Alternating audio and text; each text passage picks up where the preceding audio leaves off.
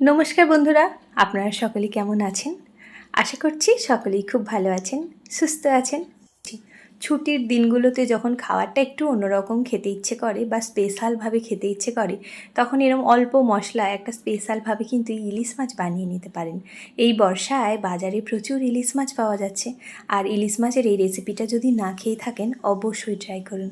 আশা করছি খুব ভালো লাগবে। একদমই একটা মশলা দিয়ে কিন্তু এরকম সুন্দর একটা রেসিপি বানিয়ে নিতে পারেন, আর এক থালা ভাত অনায়াসে খেয়ে ফেলতে পারবেন এই মাছের রেসিপিটা থাকলে। ইলিশ মাছ নিয়েছি দেখুন, এখানে আমি 5 পিস। আপনারা কিন্তু বাড়ির সদস্য অনুযায়ী মাছটা নিয়ে নেবেন। আর ইলিশ মাছ এমনিই একটু স্পেশাল মাছ বলেই মনে করি। আপনারা কি মনে করেন ইলিশ মাছ মানেই একটু স্পেশাল, তো তাই না? দেখুন মাছটা নিয়েছি ধুয়ে পরিষ্কার করে। আর এবার আজকে রান্নাটা কিন্তু শিলনোড়াতে মশলা বেটে করব। তার জন্য এখানে আমি শিলনোড়া নিয়েছি, আর এর মধ্যে প্রথমেই আমি জিরে অ্যাড করব। আর আজকের রান্নার মেন মশলাই হলো গোটা জিরে। আর এই রান্নাটা কিন্তু অবশ্যই বাটা মশলায় করতে হবে। পুরানো দিনের একটা রান্না, কিন্তু খেতে ভীষণ ভালো হয়। যারা সর্ষে খেতে পছন্দ করেন না, এরকম জিরে বাটা দিয়ে কিন্তু এই ইলিশ মাছ ভাপাটা বানিয়ে দেখতে পারেন, ভীষণ ভালো হয় খেতে। আমরা ইলিশ ভাপা মানেই জানি যে সর্ষে, কিন্তু সর্ষে ছাড়া এই জিরে লঙ্কা দিয়েও খেতে কিন্তু ভীষণ ভালো হয়। তার জন্য এখানে 2 চামচ জিরে আর কয়েকটা ঝালের জন্য কাঁচা লঙ্কা দিয়ে কিন্তু ভালো করে বেটে নিতে হবে প্রথমে। আর এই রান্নাটা অবশ্যই এই বাটা মশলাতেই করবেন, কোনোভাবে কিন্তু জিরে গুঁড়ো দিয়ে বানাতে যাবেন না, তখন কিন্তু খেতে একেবারেই ভালো লাগবে না।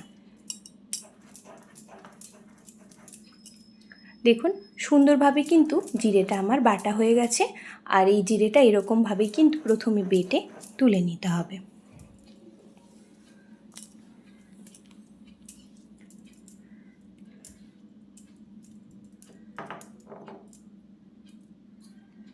জিরে বাটাটা কিন্তু আমি ওই জলের মধ্যেই দিয়ে দিলাম, তবে এখানে খুব বেশি জল দেবেন না, অল্প জলেই রান্নাটা করতে হবে। ভাপা বসাবো, তার জন্য একটা টিফিন বক্স নিয়েছি, আর তার মধ্যেই জিরে বাটা আর জলটা দিয়ে দিচ্ছি। দেখুন জল কিন্তু এখানে বেশি দিইনি, ওই হাফ কাপ মতো জল দিয়েছি, তার বেশি জল দেবেন না, সেক্ষেত্রে ভাপাটা খেতে অত ভাল লাগবে না। আর বেশ খানিকটা সর্ষের তেল দিলাম, কালারের জন্য দিলাম হলুদের গুঁড়ো, আর কালারটা বেশ সুন্দর হবে তার জন্য অল্প একটুখানি কাশ্মীরি লঙ্কার গুঁড়ো দিলাম, যাতে করে কালারটা বেশ সুন্দর হয়। এবার টেস্টের জন্য দিয়ে দিচ্ছি লবণ। এই মশলাটা এবার বেশ ভালো করে হাতের সাহায্যে কিন্তু মেখে নিতে হবে। লবণ, হলুদ, শুকনো লঙ্কার গুঁড়ো আর হলো গিয়ে সর্ষের তেল যেন খুব সুন্দর করে মিশে যায়, সেই পর্যন্ত কিন্তু হাত দিয়ে বেশ ভালো করে মেখে নিতে হবে। এই রান্নায় যেহেতু আর কোনো ঝামেলা নেই, এই মশলাটা ভালো করে মাখলে এই রান্নাটা ভীষণ সুন্দর হবে।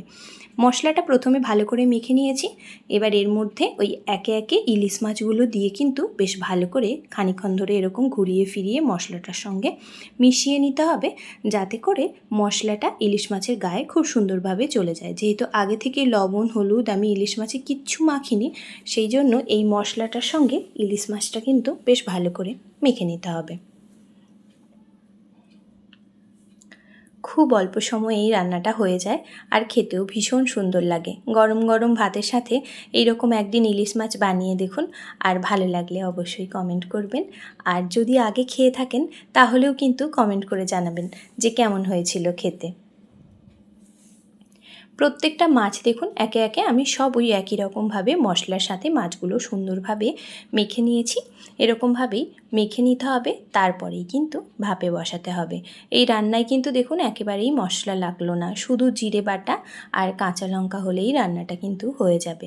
তাই অবশ্যই এই সিজনে অবশ্যই এই ইলিশ মাছের রেসিপিটা বানিয়ে দেখুন, আর কেমন হলো কমেন্ট বক্সে কোনোভাবেই জানাতে ভুলবেন না। দেখুন মাছটা সুন্দরভাবেই মাখা হয়ে গেছে, ওপর থেকে কয়েকটা কাঁচা লঙ্কা দিলাম, বেশ গন্ধটা সুন্দর হবে তার জন্য। এবারেই দেখুন কতটা সুন্দর দেখতে লাগছে। এখনই দেখতে এতটা সুন্দর লাগছে, রান্না হলে তো আরোই ভালো লাগে, তাই বলবো অবশ্যই ট্রাই করবেন।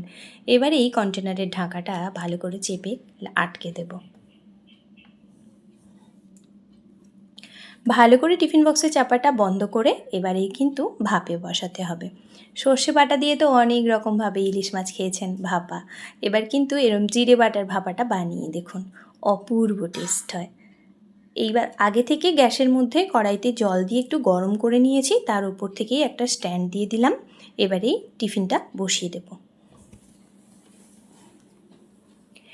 আর জলটা এরকম তলায় থাকবে, খুব বেশি জল দেবেন না, সেক্ষেত্রে জলটা কিন্তু এই টিফিন বক্সের মধ্যে ঢুকে যেতে পারে। ঢেকে পুরো 10 মিনিট একদম মিডিয়াম ফ্লেমে রান্নাটা করে নিতে হবে। দিলেই একদম গরম গরম ভাতের সঙ্গে ইলিশ ভাপা রেডি। সর্ষে ছাড়াই ইলিশ ভাপা রেডি হয়ে যাবে। তাই বলবো অবশ্যই এরকমভাবে ইলিশ মাছটা বানিয়ে দেখুন। 10 মিনিট ঢেকে রেখে দিয়েছিলাম, তারপরেই দেখুন কতটা সুন্দরভাবে জলটাও কমে গেছে আর মাছটাও কিন্তু ভীষণ সুন্দরভাবে সেদ্ধ হয়ে গেছে। এবারেই কিন্তু মাছটা কন্টেনারটা নামিয়ে নেব, নিয়ে প্রথমে ঠান্ডা করে নেব, তারপরে খুলতে হবে। দেখুন কতটা সুন্দর হয়েছে, তেলটা পুরো ওপরে ভেসে গেছে আর মাছের থেকেও কিন্তু খানিকটা তেল দেখুন রিলিজ করেছে, যার জন্যই এতটা তেল। আমি কিন্তু এতটা তেল দিইনি। এবারেই দেখুন মাছটা কতটা সুন্দর দেখতে হয়েছে, যেমনি সুন্দর সেদ্ধ হয়েছে আর একদম সফট হয়েছে, আর গ্রেভিটাও দেখুন কতটা সুন্দর হয়েছে। ঠিক এইভাবে মাছটা কিন্তু অবশ্যই বাড়িতে ট্রাই করুন।